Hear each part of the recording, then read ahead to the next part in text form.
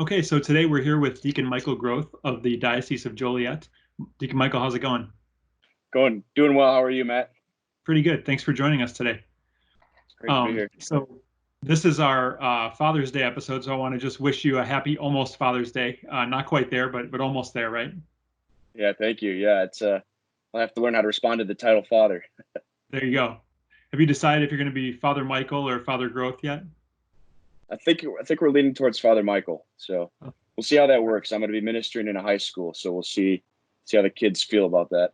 yeah, a little more casual. Exactly. Um, so maybe to start off, you could just kind of give us the elevator version of your vocation story. How did you end up in seminary? Yeah, great. I'm an only child born to Todd and Deb Groth, and grew up and raised in Bradley, Illinois. Went to Catholic grade school, St. Martin of Tours, and it was really there that my vocation was initially fostered.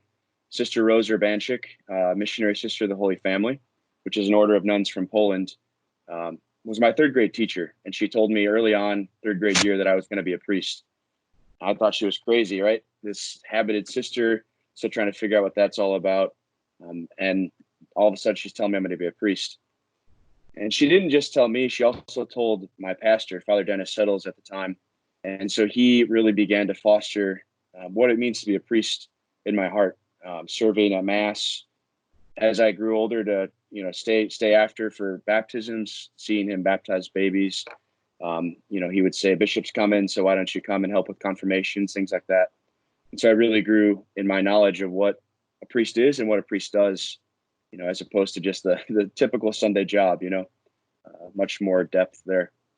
And from there, it really just kind of blossomed. The high school ripples, whether I wanted to be a priest or not, do I publicize that or not? I think it's very common in these vocation stories. But through it all, through different pastors, through different mentors in my life, it's really come to fruition. And, it's just been a grace the whole time to be called to the priesthood. Awesome. That's beautiful. So fast forwarding, I guess, what have been some of your favorite moments from your time at Mundelein? One of my favorite moments, I think, is just just the ability to travel and to really see and encounter the world. So in second theology, we come back to our home dioceses, which for us is very close to the Archdiocese of Chicago, being just, 5 minutes down the road. So that's been huge for us. And so we spend the entire semester of the spring in second theology in our parishes. So that's definitely a huge blessing of Mundelein. And then similarly, in the spring of the third theology, we get to spend 9 or 10 weeks in the Holy Land, which was a very powerful experience to walk in the footsteps of Jesus, to see the things that he saw, to pray at the places that are so significant to our faith, and to do so on the doorstep of being ordained a deacon. We come back from the Holy Land and we're ordained deacons literally 2 weeks later. So it was a very powerful experience in that regard. Yeah. Well, obviously, your final year of theology didn't end as anyone could have predicted. So, what have you been up to in the days since all the seminarians had to leave campus and finish the year virtually? Yeah, the dreaded day of Friday, March 13th, right? Yeah. We were all called into the music room and told to basically pack up, just for our safety, obviously. I've been staying here at Immaculate Conception in Elmhurst. So this is the parish I've been at for the last 3 years. As I just mentioned, on internship and on our weekends, so the Tolton Teaching Parish program. And so I've been residing here, finished classes here, and also just, trying to be of service to this parish and to the diocese as a whole during this pandemic. It's taken a lot of creativity, a lot of work, a lot of technical skills that I've had to learn over these past couple of weeks, just watching YouTube videos and things like that. But it's definitely been a time where it's very clear to me where I need to help. And, that's been a grace to be a deacon through that all, to be of service to the church. Yeah. Well, it seems like you and your parish have done some creative things. I know you did a hospital blessing at Elmhurst Hospital. Can you tell us about that? Yeah, so I've been working with Elmhurst Hospital now for a couple of years, just forming a relationship. We have a whole cycle of priests that will go and anoint, the patients as needed. And so we really do have a good working relationship with the hospital.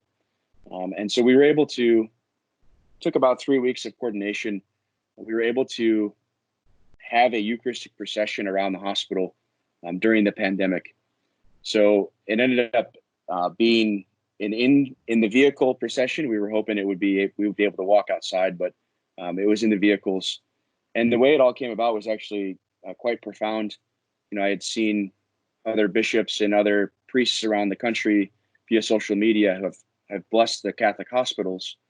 And because we have so many connections with Elmhurst Hospital, we were able to do the same thing. And it actually brought about a lot of the Elmhurst community. A lot of the Protestant churches joined us for the procession. The Eucharist and the Catholic churches were the last and ultimate part of the parade there with the Eucharist. But a lot of these churches, have the same difficulties we have facing how we minister to our people in this time. And so it was also a very good way for them to engage in supporting these patients, these doctors, these nurses who have really felt the burden of this pandemic. Yeah, that's really wonderful. And what a grace-filled way to finish up your time in seminary and prepare for ordination too. Yeah, definitely. It was very profound to be able to bring Jesus to those people. Yeah. So now, obviously, your big day has been scheduled despite everything that's going on. What's going to happen for your ordination? Yeah, we were on a 2-hour call last night trying to plan ordination stuff. As crazy as it is for parishes to open, it's the same for these ordination masses. But the way it's looking right now, and hopefully by the time this video is airing, Illinois will be able to have a higher capacity at our masses. And so right now we're pushing forward with about 250 people at our cathedral for the ordination. There are 7 priests to be ordained and 1 transitional deacon. So how that all divvies out, we're still working on, but certainly more than what we had anticipated. Just even a couple of weeks ago, we were at about 10 people, and so we're very happy with the number of people. And for me personally, I'm most grateful that we're able to have about 40 or 50 priests there. Such a big part of ordination is to be welcomed in the presbyterate, and also to receive the priest's laying on of hands as well. And so for me, that's one of the biggest graces. I come from a small family, as I said, so whether I can have 15 family members or 10, it's all the same. Yeah, for sure. Well, and speaking of your family, I understand you'll be having your first Mass of Thanksgiving on Sunday, which is Father's Day, June 21st, and something special is going to happen there for your family. Can you talk about that?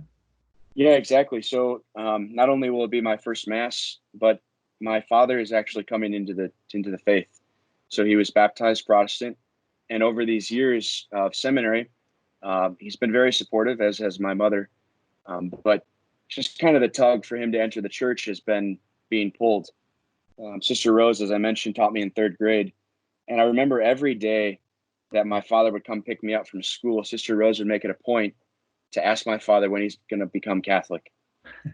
And so, just the constant, persistent and prayerfulness of her and many other people along the way has led to him joining RCIA this year.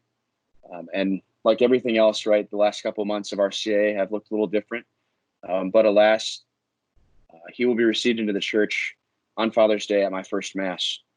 So I'll have truly the privilege to receive him into the church as a priest and to confirm him and to give him his first Holy Communion. Coronavirus or not, that's the state of his soul, and the state of his preparedness says that he's ready to be received into the church. And really, Providence has put this in motion that he joined RCIA the year I was going to be ordained a priest. And that's really awesome. Is Sister Rose still living? Will she be able to be present for you? It sounds like she's had a big impact on your family's evangelization. She has, yeah. So the Missionary Sisters of the Holy Family have a couple convents here in the United States, one being in my home parish, another one being in Wisconsin, and then Sister Rose actually is in Florida right now at one of the other convents. Thanks be to God, she's able to be there for the ordination and for the first Mass. to witness that. And yeah, as you mentioned, this order of sisters is very special to my heart, very special to my family as well. You know, the whole parish, you know, they're a witness to the whole parish, to the whole town, when they're out and about. And it's a beautiful witness. That's awesome. Well, I'm glad you'll be able to be there. So in thinking about Father's Day, obviously a big part of the priesthood is being a spiritual father for others. So who have been spiritual fathers in your life, and what does that mean to you, or what does that look like? I think, as I mentioned, my first pastor, Father Dennis Settles, was a huge father figure for me in my life, as a priest, as a spiritual father. He really just began to show me what the priesthood was, which is intertwined with his very heart, you know. And so, you know, laying down his life for the parish, he really took on the parish when it was in a very dark place in our church's history. And just to see, you know, look retroactively looking back at, you know, kind of what he was doing during that time. I certainly didn't realize it when I was a little kid, but the gentleness and the lovingness of who he was as a priest was really healing for our whole parish. And for me, just to recognize that in him was huge. So unfortunately, he passed away a year and a half ago, just shy of my diaconate ordination. But to his very last days, he was praying for me. I have his chalice. He gifted me before he died, and so, you know, it's the chalice I'm using right now to practice Mass. But all the more when I actually will be able to celebrate Mass. You know, and I think that's intertwined with spiritual fatherhood. That, you know, my life is not about me, and that continues. You know, it's passed down from Father Settles. I received the graces from him, and please God, I hope to bear the same fruit. You know. Yeah, definitely. Well, it's beautiful that he can be there in spirit and have his chalice there too. That's awesome. Absolutely, absolutely. So as you prepare for ordination, and as you said, when this video is on, you know, you'll be right there at the altar just about. So how can Mundelein supporters pray for you? I think one thing to just pray for all of us is transition. Transition is difficult, and I feel like we've been in transition since, you know, March. Everything changes every day with the pandemic, with ordinations, with assignments, and I think, you know, as a class of 2020 from Mundelein Seminary, we have to begin our assignments in a sort of unique position. You know, we might be celebrating Mass on the roof of the church, so that way people can be in the parking lot. So just, I'd ask for your prayers and just transitioning, and allowing the Lord to still work through us and not be a roadblock to his grace. Yeah.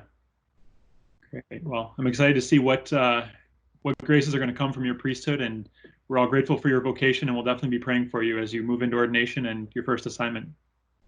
I appreciate it. We're grateful for the support and the prayers over the many years of seminary. Well, thanks a lot for sharing your story and for your time today, Deacon. Absolutely. Thank you. All right. God bless.